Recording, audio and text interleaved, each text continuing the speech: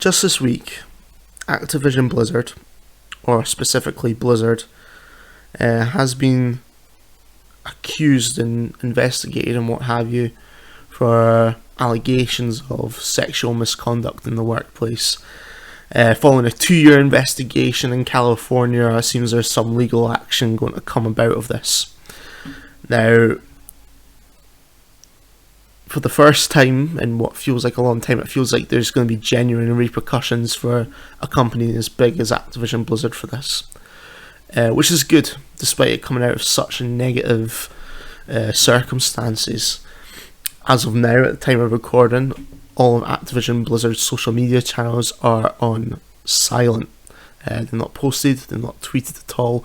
A new map that was meant to come out for Overwatch did not come out. They're running complete media and radio silence.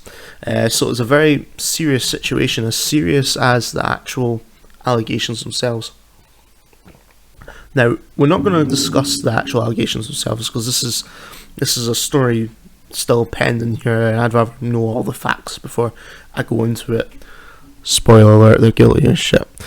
But anyway, what I am going to do is I'm going to put a link in the description to YongYea.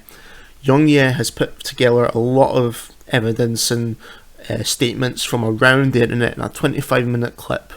He's basically got everything there, so if you want to get up to speed to how things are at the time of this recording, click on the link down below. I'll try and put it on an end card as well to go straight there along with our usuals. But I just want to read out this little thing from Brendan Sinclair over at GamesIndustry.biz called "Past Harassment is Still Present."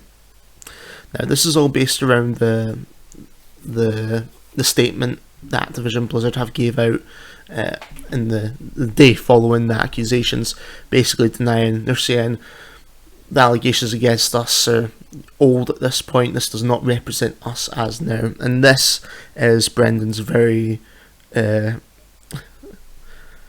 spot on rebuttal to this.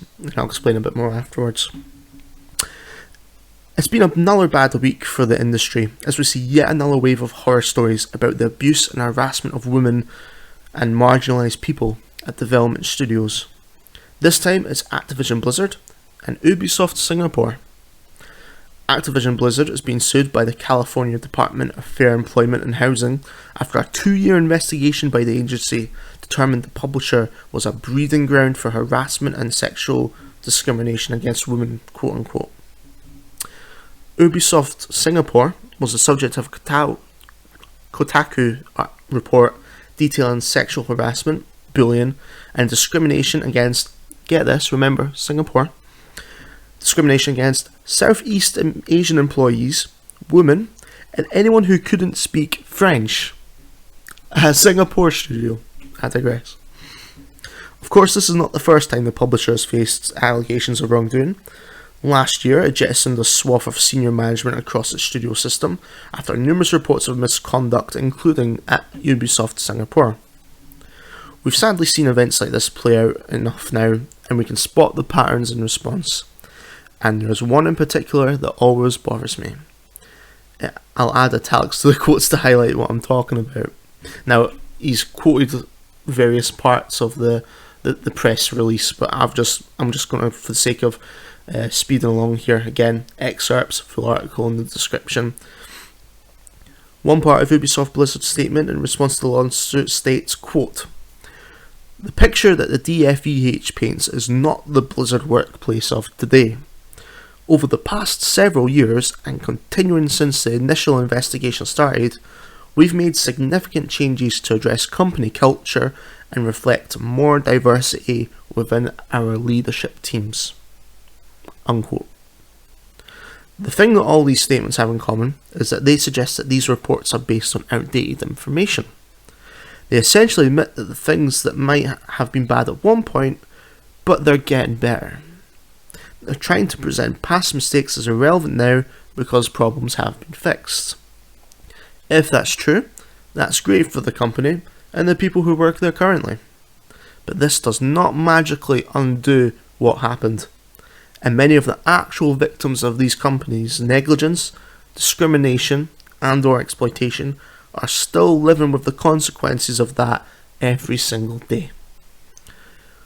For many of the people who suffer from employers in environments like these, the wrongs done to them are by no means things of the past. I've written a number of stories with people who speak anonymously about how they were wronged by companies they've worked for. I've talked with a handful of others for stories that were never published for a variety of reasons. Some of the worst stories I've ever heard never make it into print. They may be impossible to tell while preserving anonymity. Or the people telling them they may not want to have their trauma broadcast to the industry at large. My experience here is not unique among journalists who write these kinds of stories. Real short excerpt from Brendan's article. Link in the description below. Please read the full thing, and please check out YongYea's video. If you're watching this after the fact, you may be privy to how this whole thing ended. But if it's still going on at the time of watching, then I would recommend keeping up with YongYea's videos. He's very on the point and prompt with his videos about latest developments in these kind of situations. And I think it's something we, as a gaming community, need to pay attention to. Jim Stephanie Sterling, constantly reports on these kinds of things, be it Ubisoft, be it Activision-Blizzard. No doubt EA will creep up at some point in the future. The gaming industry at its upper echelons just seems to be a cesspit of malpractice. Now, as I said, we're not going to get too much into it, but I just wanted to hammer home a point about living with such things after the fact. Now, I've personally never experienced anything like this, so I'm not talking from personal background here, but I have lived with anxiety and for half my life now, and I know that the kind of thoughts that can rattle around in your brain about something well after the fact. So here's a non-gender specific example of how these people who were wronged years ago are probably not okay right now. Imagine you're employed. Video game, you know what, it doesn't even have to be a video game studio. Just imagine you're employed in a job, and your manager comes up to you and has a discreet word in your ear and says, "So you might be up for promotion soon." Really? Yeah. We'll discuss it about drinks after work. Oh, okay. So imagine you go out for drinks after work. Not just the manager, a couple of people from work. And there's the implied notion that he or she wants to participate in some kind of sexual relations. You feel nervous. You think, wait, will this affect my chance of getting this job? So let's just say you decline. You don't feel comfortable. You're married, or you're just not interested. And then it turns out you don't get that promotion. In fact, you don't even get an interview for this promotion, but it's a real promotion. Oh, is this because I didn't sleep with him? Is this because I didn't sleep with her? What happened? Let's just say you leave that company and you go to work in another company, and you're there for a few years, and then you get the same conversation. Hey, there's a promotion coming up. I think you'll be a shoo-in for it. Oh, really? Yeah, we'll go out for drinks after work. What'd you say? And immediately, before you even have a chance to rationalise the situation, you start thinking, "Oh, it's this again. Oh my God! Like, what? Maybe I have to sleep with him. Maybe I have to sleep with her." Oh. And that's the way your brain can go in these kind of situations. Again, I'm thankful that I've personally never been in that kind of situation. But things like this can have long-term repercussions, and let's just say that some of these allegations are something that happened several years ago, as Activision put it. Let's just say literally 7 or 8 years ago. These people might have moved on. They might have left the gaming industry and are working elsewhere. They might have moved to a different studio. Some might even still be working there. Imagine they were put in that kind of situation, and imagine when that situation comes up again, the triggers that would come around from that. Now, in the full article, if you want to go and read it in the full, there is one point where he says, I don't know what the answers are for this. And honestly, I don't have the answers are. I'm just providing some mild commentary, trying to give perspective to those who maybe don't have anxiety or don't quite realise how, several years after the fact, when we usually tell ourselves time heals all wounds, that's not necessarily the case. These are wounds that can stay with people for the longest of times. But I don't have the answers. I don't know how to make this right for people. Now, one thing I know for certain is that being the corporate culture that Activision-Blizzard is, it will probably be a mass form of settlement, which I don't think is good enough. Let me explain.